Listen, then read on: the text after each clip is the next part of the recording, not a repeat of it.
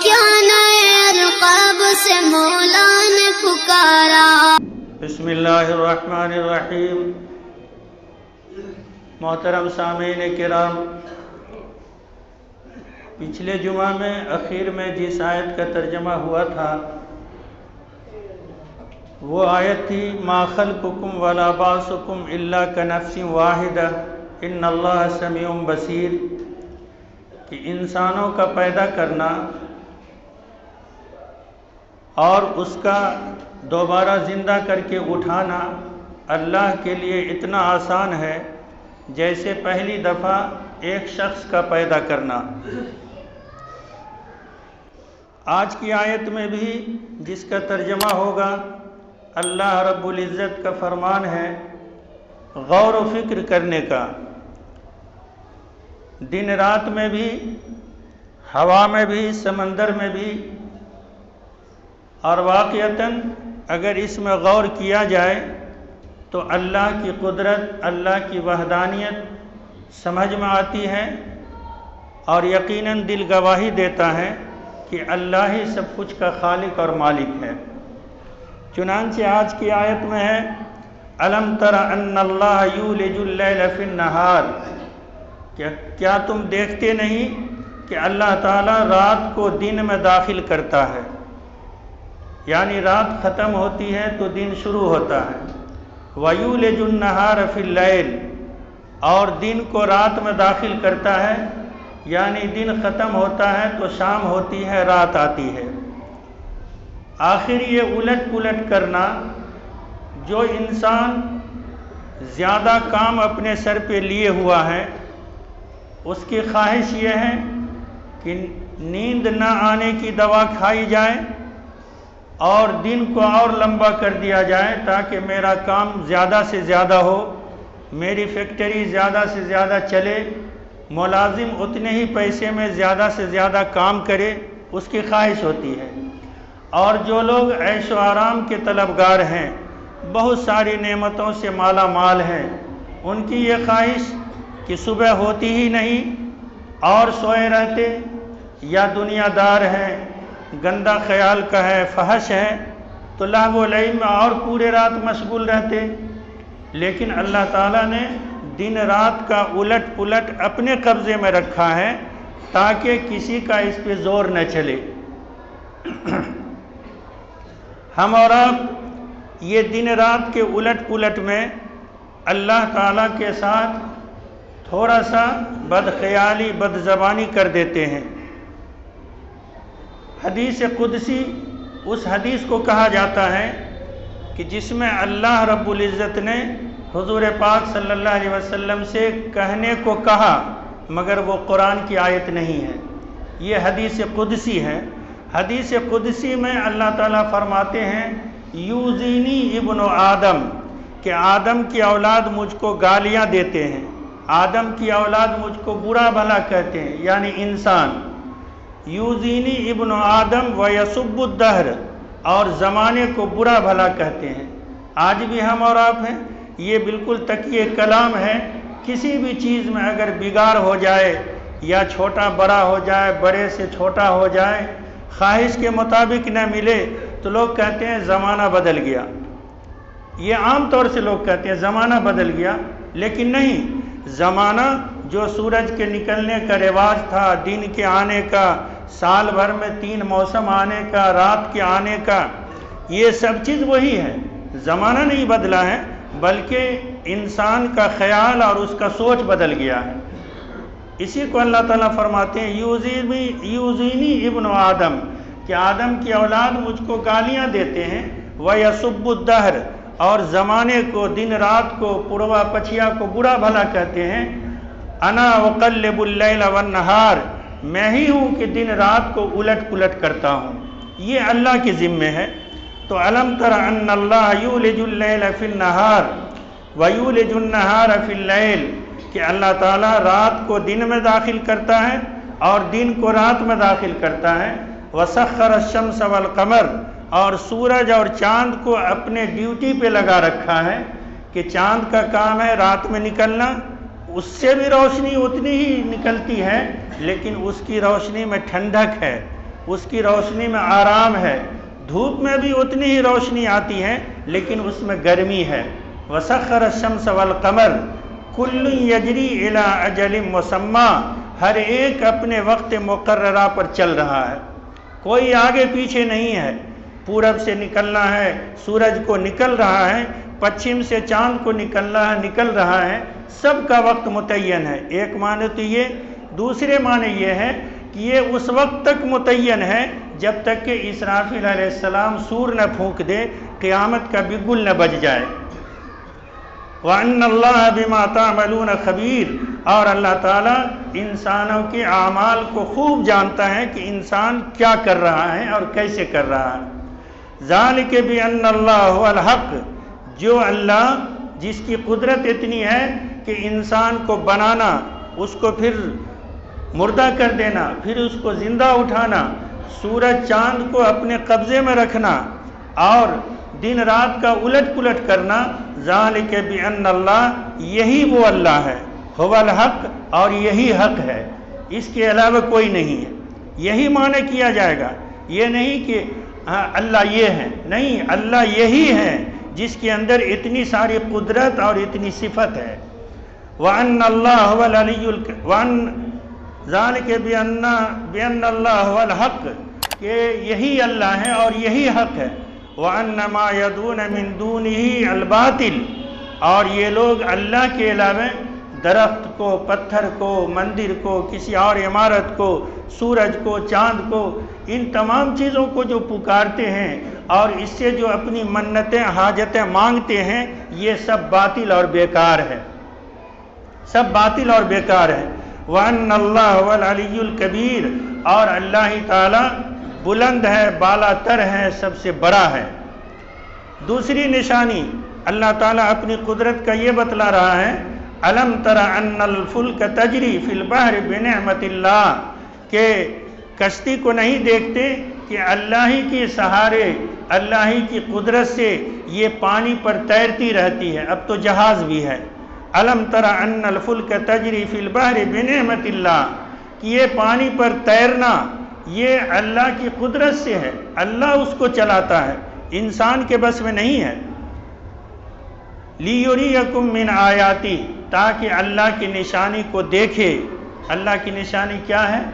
نیچے میں موتی ہے اور بھی بہت ساری چیزیں ہیں جس کا علم اور جس کا پہنچ ابھی تک انسان کا نہیں ہو سکا ہے، لیکن موتی جو سیپ کے منہ میں پلتا ہے اس کا علم تو انسان کو ہے، اور بڑی بڑی مچھلیاں جو اللہ کی مخلوق میں ہاتھی سے بھی بڑی تعداد میں ہے، ہاتھی سے بھی بڑی ہے ڈیل ڈول میں مچھلی، یہ سب لیوریکم من آیاتی، تاکہ دریا کا سفر کر کے اللہ کی نعمتوں کو، اللہ کی نشانیوں کو دیکھو۔ ان فی ذالک لآیات لکل صبار شکور، یہ نشانی ان کے لیے ہے جو صبار ہیں، یعنی صبر کرنے والے، شکور جو شکر کرنے والے۔ دریا میں خطرہ آ گیا تو اس پر صبر کر لے، اور صحیح سے ساحل کے کنارے پہنچ گئے، دریا سے پار ہو گئے تو اس پر اللہ کا شکر کرے۔ اس کی مثال آگے آیت میں اللہ دیا ہے، وَإِذَا غَشِيَهُم مَّوْجٌ كَالظُّلَلِ دَعَوُا اللَّهَ مُخْلِصِينَ لَهُ الدِّينَ، کہ جب ان کے اوپر بادل جیسا موج جو جوار بھاٹا ہوتا ہے، سمندر میں جوار بھاٹا آتا ہے، ہوائیں تیز چلتی ہے، پانی کا رو تیز ہو جاتا ہے، تو اللہ فرماتے ہیں وَإِذَا غَشِيَهُم مَّوْجٌ كَالظُّلَلِ، کہ جب ان کے اوپر طوفان، جوار بھاٹا جب آ کے گھیر لیتا ہے، دعوا اللہ مخلصین لہ الدین، تو خالص اللہ کی طرف متوجہ ہو جاتا ہے۔ ایک دفعہ اور بھی کہا تھا کہ انسان کو جب پریشانی آتی ہے تو اللہ یاد آ جاتا ہے، پریشانیاں ختم ہو جاتی ہیں تو اپنی قدرت، اپنی دولت، اپنی طاقت، اپنی عقل پہ سمجھتا ہے کہ یہ کام اسی سے چل گیا ہے۔ تو اللہ تعالیٰ فرماتے ہیں دعوا اللہ مخلصین لہ الدین فلما نجاہم الی البر، جب ہم ان کو خشکی پر لے جاتے ہیں منتیں ماننے کے بعد، توبہ استغفار کے بعد، فمنہم مقتصد، کچھ ہی لوگ ایسے ہیں جو سیدھے راستے پہ رہتے ہیں کہ ہاں ہم تو پھنس گئے تھے دریا میں، اللہ ہی نے پار کیا ہے، وما یجحد بآیاتنا الا کل ختار کفور، مگر کچھ لوگ ایسے ہیں جو اللہ کی نشانی کا اپنے ہٹ دھرمی کی بنا پر اور اپنے کفر کی بنا پر اس کا انکار کر جاتے ہیں کہ تیرنا آتا تھا، ہوا کے رخ کو ہم نے موڑ دیا، ہم اپنے بلبوتے پہ دریا سے پار ہو گئے۔ اب ان تمام چیزوں کا جتنی باتیں اللہ تعالیٰ یہ سورہ لقمان میں فرمایا، ہوا کا، پانی کا، بادل کا اور حضرت لقمان کا اپنے بیٹوں کو نصیحت کرنا، ان تمام چیزوں کے بعد اللہ تعالیٰ بطور وارننگ کے، اصلاح کے لیے کیا فرماتے ہیں؟ یا ایھا الناس اتقوا ربکم، اے لوگو اپنے رب سے ڈرو، اے لوگو اپنے رب سے ڈرو۔ اس جگہ پر ایک باریکی بات ہے، غور کیجئے گا، یا ایھا الناس اتقوا ربکم، کہ اے لوگو اپنے رب سے ڈرو، یہ تو یہ ہو گیا۔ آگے ہے وَاخْشَوْا يَوْمًا لَا يَجْزِي وَالِدٌ عَنْ وَلَدِهِ، اور اس دن سے بھی ڈرو جس دن کہ کوئی باپ اپنے بیٹے کا بدلہ نہیں ہو سکتا ہے اور نہ کوئی بیٹا اپنے باپ کا بدلہ ہو سکتا ہے۔ مگر جملہ دو طرح کا ہے، ایک جگہ ہے اللہ سے ڈرنے میں اتقو، اور قیامت سے ڈرنے میں وخشو۔ وخشو اس چیز کو کہا جاتا ہے ہاں جس سے ڈرا جائے، جس کو دیکھ کے ڈر محسوس ہو۔ وہ کیا ہو سکتا ہے؟ وہ سانپ ہوگا، وہ بچھو ہوگا، وہ آگ ہوگا، وہ خون کا دریا ہوگا، وہ لہو اور پیپ ہوگا، یا لوہے کا گرز ہوگا، اسی سے آدمی ڈر سکتا ہے۔ اور اللہ اپنے بارے میں کہا یا ایھا الناس اتقوا ربکم، اللہ سے بھی ڈرو، تو اللہ سے ویسا نہیں ڈرنا، اللہ سے ڈرنا ہے اس کی عظمت، اس کی بڑائی۔ جیسے ایک بیٹا اپنے باپ سے بھی ڈرتا ہے اور ایک آدمی ایک کرمنل سے بھی ڈرتا ہے، دونوں کے ڈر میں فرق ہے۔ باپ سے ڈرتا اس معنی کر کہ ابا کا کہنا تو یہ تھا، ہم نے ایسا کر لیا، پتہ نہیں اب کیا ہوگا، یہ ہے باپ سے ڈرنا۔ اور ایک کرمنل سے ڈرنا ایسا ہے کہ وہ ہم کو مار دے گا، ہمارا مال لوٹ لے گا، ہماری جان لے لے گا۔ اس لیے دو جملہ فرمایا، اللہ سے ویسا نہیں ڈرنا، اگر اللہ سے بھی ڈرا جائے تو اس سے قریب کون ہوگا؟ اس لیے یہاں فرمایا یا ایھا الناس اتقوا ربکم، کہ اے لوگو اپنے رب سے ڈرو، اس کی عظمت، اس کی بڑائی، اس کا انعام ذہن میں رکھ کے کہ اللہ نے اتنی ساری چیزیں دیا ہے، اگر اس کے خلاف کریں گے تو پتہ نہیں کیسی پکڑ کرے گا۔ یہ ہے اللہ سے ڈرنے کا۔ اور آگے فرمایا وَاخْشَوْا يَوْمًا لَا يَجْزِي وَالِدٌ عَنْ وَلَدِهِ، اس دن سے بھی ڈرو کہ جس دن کوئی باپ اپنے بیٹے کا بدل نہیں ہو سکتا، وَلَا مَوْلُودٌ هُوَ جَازٍ عَنْ وَالِدِهِ، اور نہ کوئی بیٹا اپنے باپ کا بدل ہو سکتا ہے۔ اِنَّ وَعْدَ اللَّهِ حق، اللہ کا وعدہ حق ہے، سچا ہے۔ وہ قیامت کے بارے میں، عذاب کے بارے میں، پل صراط کے بارے میں، حساب و کتاب کے بارے میں۔ فَلَا تَغُرَّنَّكُمُ الْحَيَاةُ الدُّنْيَا، دیکھو دنیا کی زندگی تم کو دھوکے میں نہ ڈال دے۔ فَلَا تَغُرَّنَّكُمُ الْحَيَاةُ الدُّنْيَا، ایک پیسے والا یہ سمجھ سکتا ہے بیمار پڑیں گے دوا لے لیں گے، کسی سے لڑائی ہوگی مقدمہ لڑ لیں گے، اور کوئی معاملہ گاڑی ہے سفر کر لیں گے، تو یہ دنیاوی زندگی کا دھوکہ ہے۔ سب چیز میں اللہ ہی کی قدرت ہے۔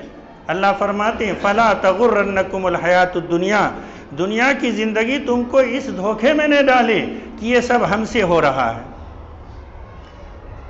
وَلَا يَغُرَّنَّكُمْ بِاللَّهِ الْغَرُورُ، اور دھوکے باز تم کو دھوکے میں نہ ڈالے شیطان، کہ اگر پکڑ نہیں ہو رہی ہے، عذاب نہیں آ رہا ہے، کوئی بلا نہیں اتر رہی ہے، تو شیطان اس دھوکے میں نہ ڈالے کہ چلو کیا ہوگا دیکھا جائے گا، اگر تم برے رہتے تو اللہ تمہاری پکڑ فرما لیتا۔ یہ دھوکہ شیطان ڈالتا ہے۔ پچھلے زمانے میں ایک شخص کی عمر 400 سال تھی، 400 سال عمر کا ایک بادشاہ گزرا، بڑا اچھا نیک تھا، شریف تھا، لیکن شیطان جب اس کو بہکایا تو اس کو کیا نسخہ دیا؟ اس کو کہا کہ دیکھو تمہاری آنکھیں دیکھ رہی ہیں کہ تمہارے سامنے اتنے سارے انسان آ رہے ہیں جا رہے ہیں، کتنے کے سیٹ ساہوکاری ختم ہو گئی، زمینداری چلی گئی، لیکن تمہاری ابھی تک باقی ہے۔ اس کا مطلب یہ ہے کہ تم اس لائق ہو کہ تمہاری عبادت کی جائے، تم کو موت نہیں ہوگی۔ یہ شیطان کا دھوکہ، اس کے ذہن میں یہ بات آ گئی اور اس نے اپنے ماتحتوں سے سجدہ کروانا شروع کر دیا۔ کچھ ہی دن گزرا تھا کہ اس کی حکومت بھی گئی، وہ بھی دنیا سے چلا گیا۔ تو اللہ فرماتے ہیں وَلَا يَغُرَّنَّكُمْ بِاللَّهِ الْغَرُورُ کہ دھوکے باز تم کو دھوکے میں نہ ڈالے۔ آپ لوگ پڑھے لکھے ہیں، قرآن شریف پڑھتے ہیں، اردو والے بھی ہوں گے، عربی والے بھی ہوں گے۔ ایک جگہ یہاں یہ ہے کہ مولود کہا ہے، ولد نہیں کہا اللہ نے۔ کیا کہا؟ وَلَا مَوْلُودٌ هُوَ جَازٍ کہ کوئی اولاد اپنے باپ کا بدل نہیں ہوگا۔ ایک ہے ولد جس میں بھتیجا بھی آ سکتا ہے، بیٹا بھی آ سکتا ہے، پوتا بھی آ سکتا ہے، اور مولود میں صرف اپنا جو اپنے نسل کا بیٹا وہی آ سکتا ہے۔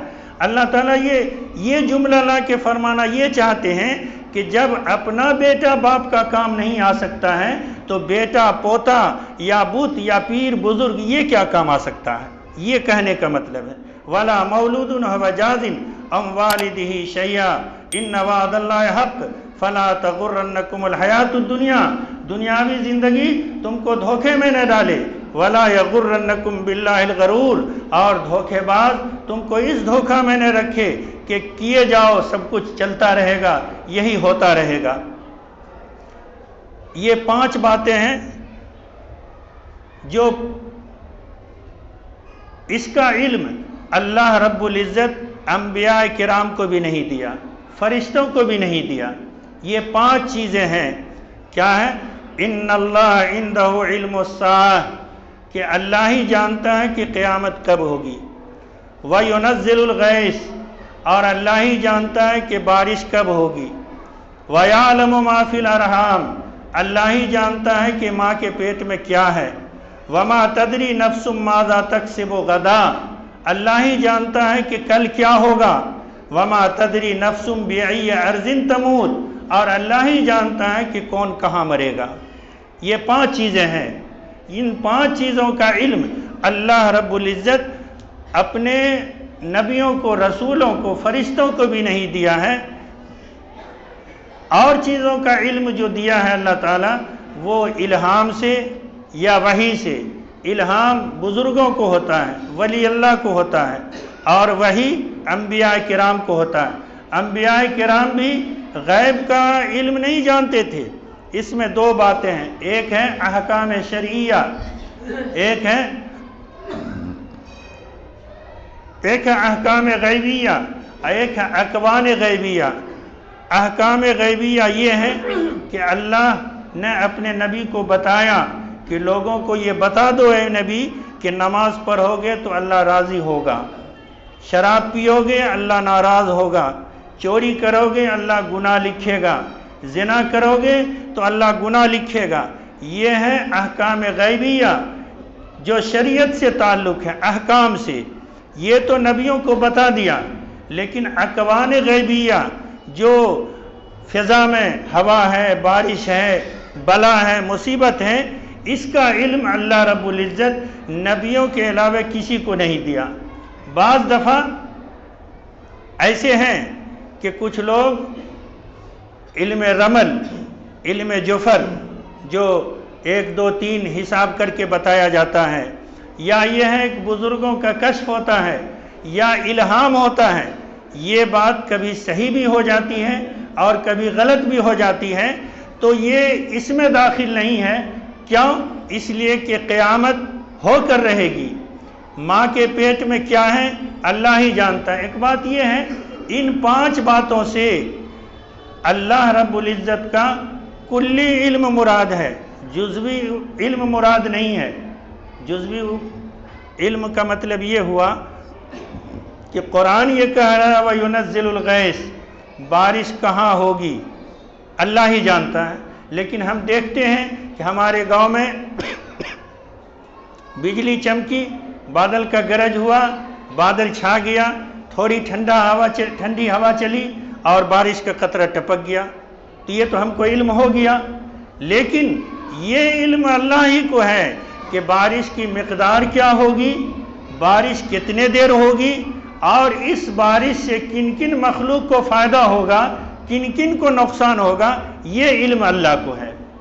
تو وَيُنَزِّلُ الْغَيْثَ وَيَعْلَمُ مَا فِي الْأَرْحَامِ ابھی تو ٹیسٹ چلا ہوا ہے، لوگ جاتے ہیں جن کو پیسہ ہے، اور پیسے ہی کی بنا پر لوگ بہت سارے گناہوں میں بھی ملوث ہو جاتے ہیں، پیسے ہی کی بنا پر اتنے ہی بات ہو رہی ہے، لیکن آج پتہ نہیں کیا ہے، پہلے دوسرے تیسرے ہی مہینے سے عورتیں ڈاکٹر سے منسلک ہو جاتی ہیں اور اسی کے ڈائریکشن پر پورے 9 مہینہ جو حمل کی مدت ہے وہ اسی کے ڈائریکشن پر چلتی ہے۔ لیکن ابھی سے 30-40 سال قبل کا معاملہ دیکھیے تو ایک ڈگرین آتی تھی جو بچہ کا ڈیلیوری کرا دیتی تھی، کچھ بھی نہیں ہوتا تھا۔ لیکن آج ٹیسٹ بھی یہ کرواتے ہیں کہ اس میں دیکھیے ذرا کہ لڑکی ہے یا لڑکا۔ کچھ لوگ ایسے ہیں مسلمان میں بھی کہ ایک تو پہلے سے دوا کا استعمال کرتے ہیں جن پر اگر دنیاوی معاملہ میں چلے تو مرڈر کیس ہو جائے گا، اللہ تعالیٰ کے ہاں مرڈر کیس ہی چلے گا۔ جو بچے کے رکاوٹ کے لیے دوا کھاتے ہیں یا بغیر مجبوری کے آپریشن کروا دیتے ہیں، ان کے اوپر جیسے دنیا میں مقدمہ چلے گا مرڈر کیس کا، اللہ کے ہاں بھی چلے گا کہ آپ نے ایک آنے والے انسان کو روک دیا، جو آ جاتا آپ نے روک دیا۔ کچھ لوگ ٹیسٹ کروا کے بیٹی اگر ہے تو حمل گروا دیتے ہیں اور عذر کرتے ہیں کہ ڈاکٹر نے کہا تھا کہ جب تک دھلائی نہیں ہوگی اس کی جان نہیں بچے گی۔ تو دنیا میں تو چل جائے گا، اللہ کے ہاں تھوڑے ہی چل پائے گا، اللہ تو دیکھ رہا ہے۔ تو وَيَعْلَمُ مَا فِي الْأَرْحَامِ، ماں کے پیٹ میں کیا ہے ڈاکٹر تو بتلا دیتے ہیں کہ بیٹی ہے یا بیٹا، لیکن اس کی حیت کیا ہے، اس کی ناک کیسی ہوگی، اس کی بینائی کیسی ہوگی، اس کی آواز کیسی ہوگی، اس کا چال ڈھنگ کیسے ہوگا، اس کی قد کتنی ہوگی، وہ کتنا بڑا ہوگا، یہ علم تو اللہ ہی کو ہے۔ تو یہ کلی طور پر اللہ کو علم ہے۔ وَيَعْلَمُ مَا فِي الْأَرْحَامِ وَمَا تَدْرِي نَفْسٌ مَاذَا تَكْسِبُ غَدًا، اور اللہ ہی جانتا ہے کہ کل کیا ہوگا۔ ہم لوگ تو بالکل تال ٹھوک لیتے ہیں کہ انشاءاللہ پیسہ تو ہے ہی کل کر لیں گے، لیکن نہیں، کل کیا ہوگا وہ اللہ اپنے ذمہ رکھا ہے۔ وَمَا تَدْرِي نَفْسٌ مَاذَا تَكْسِبُ غَدًا وَمَا تَدْرِي نَفْسٌ بِأَيِّ أَرْضٍ تَمُوتُ، اور اللہ تعالیٰ جانتا ہے کہ یہ کب مرے گا اور کہاں مرے گا۔ یہ ہے اس کا لفظی ترجمہ، یہ ہے کہ کس جگہ پر مرے گا اور کب مرے گا۔ ایک بات تو یہ ہے کہ ہم کاری چک میں ہیں، رہ رہے ہیں، ذہنی طور پر یہ بات آتی ہے کہ یہیں رہ رہے ہیں، بیمار پڑے ہیں، یہیں مر جائیں گے، لیکن مریں گے کب، میرے مرنے کی حالت کیا ہوگی، میری روح کیسے نکلے گی، کس جگہ پہ نکلے گی، کیچڑ میں، زمین پر، صوفہ پر، کہاں مریں گے، یہ علم اللہ ہی کو ہے۔ وَمَا تَدْرِي نَفْسٌ بِأَيِّ أَرْضٍ تَمُوتُ إِنَّ اللَّهَ عَلِيمٌ خَبِيرٌ، اللہ ہی اس کا علم رکھتا ہے اور اللہ ہی کو اس بات کی خبر ہے۔ یہ 5 چیزیں ہیں جو خصوصی طور پر اللہ نے اپنے ذمہ لیا ہے۔ وَمَا تَدْرِي نَفْسٌ بِأَيِّ أَرْضٍ تَمُوتُ، کہ کس زمین پہ کہاں مرے گا۔ اس میں ایک واقعہ لکھا ہے، سلیمان علیہ السلام کے زمانے کا قصہ ہے۔ سلیمان علیہ السلام کے زمانے میں ملک الموت نظر آتے تھے، موت کا فرشتہ۔ سلیمان علیہ السلام کا دربار لگا ہوا تھا، سارے لوگ بیٹھے ہوئے تھے، موت کا فرشتہ بھی حاضر ہو گیا، اور جس شخص کی موت ہوتی، جس شخص کی روح کو قبض کیا جاتا، وہ بھی سلیمان علیہ السلام کے دربار میں موجود تھا۔ ملک الموت بھی اچنبے میں پڑ گیا، ملک الموت بھی اچنبے میں پڑ گیا، اور ابھی کے زمانے میں ملک الموت اچنبے میں پڑ جاتے ہوں گے شاید۔ وہ کیسے؟ دن میں فرمان ملا ملک الموت کو کہ اس لیڈیز کا رات میں روح نکالنا ہے، پورا بالکل لپسٹک ہے، چون ہے، پورا منہ بھرے ہوئی ہے، رات میں منہ دھو کے سوئے گی، ضرور ملک الموت اچنبا میں پڑ جائے گا کہ دن میں تو یہ تھی، ابھی یہ ہے، یہ نہیں ہے، لگتا ہے ایسا ہو سکتا ہے نا، ملک الموت اچنبے میں پڑ سکتا ہے روح نکالنے میں۔ تو یہ ملک الموت بھی وہاں اچنبے میں پڑ گیا کہ اللہ نے اس کو ہندوستان میں کہا ہے کہ اس کی روح کو قبض کیا جائے، اور یہ شخص یہاں ملک شام میں سلیمان علیہ السلام کے دربار میں ہے۔ معاملہ عجیب ہے، ڈیوٹی ہمیں پوری کرنی ہے، موت اٹل ہے، 1 منٹ آگے پیچھے نہیں ہو سکتا ہے۔ وہ شخص خود بخود سلیمان علیہ السلام سے کہا کہ حضرت آپ کی حکومت ہوا پر بھی ہے، میری خواہش ہے، میری چاہت ہے کہ ذرا ہم ہندوستان گھوم آتے، ذرا ہندوستان کا سیر کر لیتے۔ سلیمان علیہ السلام اس کے درباری میں سے تھے، سلیمان علیہ السلام نے اس کی بات کو مانا اور ہوا کو حکم دیا کہ اس کو اڑا کے ہندوستان دکھا لاؤ اور ذرا دیر نہیں کرنا، ذرا جلدی آ جانا۔ جیسے ہی وہ ہندوستان پہنچا، ملک الموت نے کہا کہ اب تو یہ چنگل میں آ گیا، یہیں کا اس کا حکم تھا، وہیں اس کی روح کو قبض کر لیا۔ اسی کو اللہ تعالیٰ فرماتے ہیں وَمَا تَدْرِي نَفْسٌ بِأَيِّ أَرْضٍ تَمُوتُ، کہ کوئی نہیں جانتا کہ مرے گا کہاں اور کیسے مرے گا۔ ان اللہ علیم خبیر، اللہ ہی تعالیٰ علم رکھنے والا ہے، جانتا ہے، خبیر اور خبر رکھنے والا ہے۔ اللہ تعالیٰ سے دعا ہے کہ جتنی ان سورہ لقمان سورہ میں عقائد کی بات اور جتنے قیامت میں ہونے والی بات اللہ نے فرمایا ہے، ہم سب کو اس پر یقین کی دولت نصیب کریں اور ان باتوں پہ عمل کی توفیق عطا فرمائے۔ اللہ کے فضل سے سورہ لقمان کا ترجمہ مکمل ہوا، انشاءاللہ آگے سورہ سبا کا ترجمہ چلے گا۔ اللہ سے دعا ہے کہ اللہ تعالی ہم سب کو ان باتوں پہ عمل کی توفیق عطا فرمائے، آمین۔ وآخر دعوانا الحمدللہ۔ میرا پیارا نبی، کتنا پیارا نبی، ساری دنیا